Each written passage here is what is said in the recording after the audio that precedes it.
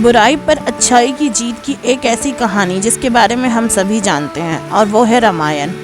वैसे तो रामायण में बताई गई हर चीज़ हमें कुछ न कुछ सिखाती है, लेकिन आज रामायण से जुड़ी एक छोटी सी कहानी के जरिए हम आपको उन 3 ज्ञान की बातें को बारे में बताएंगे जो स्वयं लंकापति रावण ने अपनी मृत्यु के समय लक्ष्मण को बताई थी। और ये 3 बातें आज भी हम सभी के लिए जानना और समझना बहुत ज़रूरी है।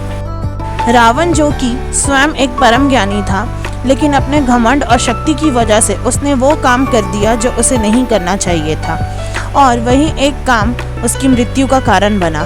रावण बुराई का एक प्रतीक था, लेकिन उसमें ज्ञान की कोई कमी नहीं थी, जिसके चलते उसने लक्ष्मण को 3 बातों के बारे में बताया जो हम सभी के लिए जानना बहुत ज़रूरी है। तो इस कहानी में हम लोग उस 3 बातें के बारे में जानेंगे और उसे समझेंगे कि इससे हमें क्या शिक्षा मिलती है। तो चलिए कहानी शुरू करते हैं।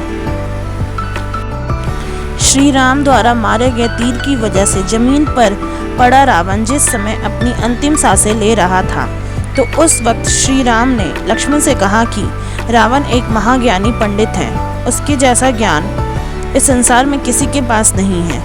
तुम उसके पास जाओ और जो भी ज्ञान वो दे उसे प्राप्त करो। राम के कहने पर लक्ष्मण रावण के पास गए। जमीन पर पड़ा रावण अपनी अंतिम सांसें ले रहा था, और लक्ष्मण जाकर उसके सर के पास खड़े हो गए और बोले, हे रावण, तुम बहुत ज्ञानी हो, अपने आखिरी समय में मुझे कुछ ज्ञान की बातें बताकर जाओ। रावण ने लक्ष्मण की तरफ देखा और उससे मुंह फेर लिया।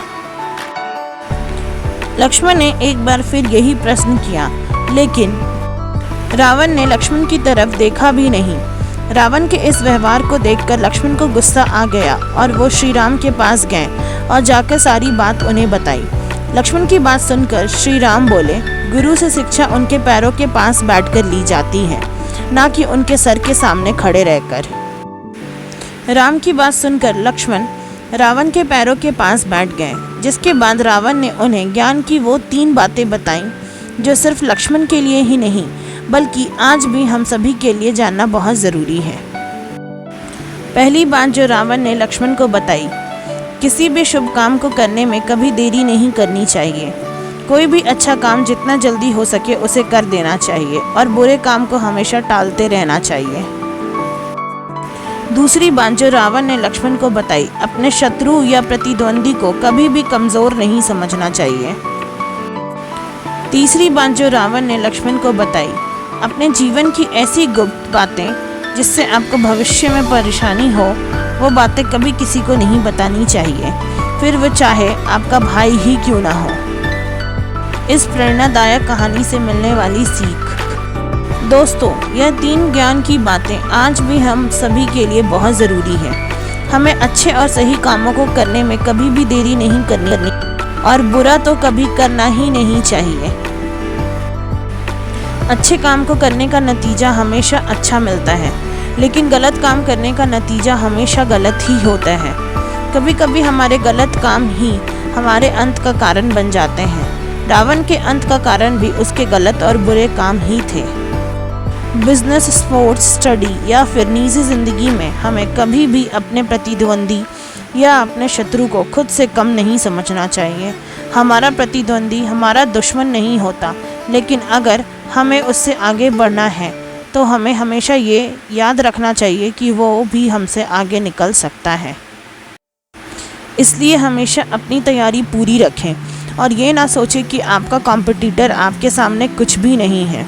जो आता है सिर्फ आपको ही आता है। जो कुछ आप कर सकते हैं वो कभी नहीं कर सकता। इसके अलावा कभी ऐसा कोई काम ना करें जिसकी वजह से आपकी किसी के साथ दुश्मनी हो जाए। साथ ही अपने राज कभी किसी को नहीं बताने चाहिए। कुछ बातें ऐसी होती हैं जो ज़्यादा फैल जाएं तो उससे हमारी ज़िंदगी में बहुत बुरा असर पड़ सकता है।